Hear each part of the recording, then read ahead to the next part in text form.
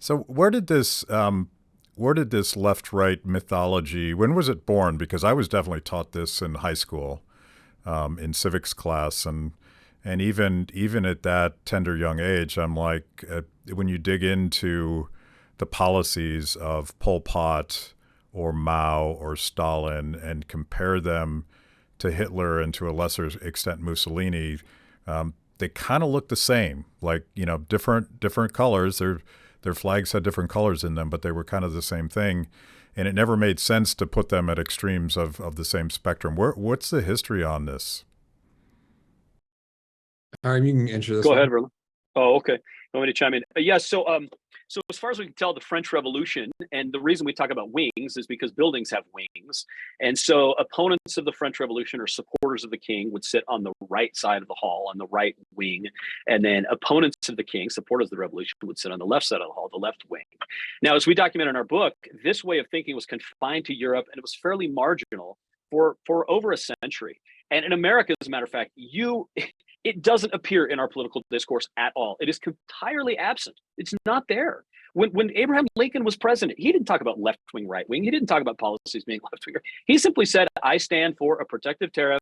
I'm opposed to slavery. Right? He would just simply list his policies. He had no delusion that they were all somehow connected philosophically. Okay, so we simply had two parties, and people understood parties stood for a bunch of different things. In the early 20th century, right about the end of World War I, and it coincides with the Bolshevik Revolution, what you see is a shooting upward in the use of left-right terminology, meaning that the political spectrum became a common way to look at politics. It wasn't there. If you look at newspapers, magazines, public discourse from 1915, if you talk about left-wing, right-wing, people assume you're talking about football. You're talking about hockey. You're talking about military formations. You're talking about airplanes. You're talking about architecture. It has no political connotations whatsoever. Starting in about 1919, it crosses the ocean, and reporters started referring to what was going on in Russia in terms of left-right, not American politics, but Russian politics. You've got these different factions of socialists. You've got the Bolshevik socialists on the left wing, and then these other kinds of socialists on the so-called right wing. And they were just reporting. Eventually, Senator Robert La Follette brought that way of thinking into American politics and said, actually, our parties have wings, and I stand on the left wing of the Republican Party, said La Follette. So it's in the 1920s when this left-right way of thinking grows, and it's grown like a cancer ever since.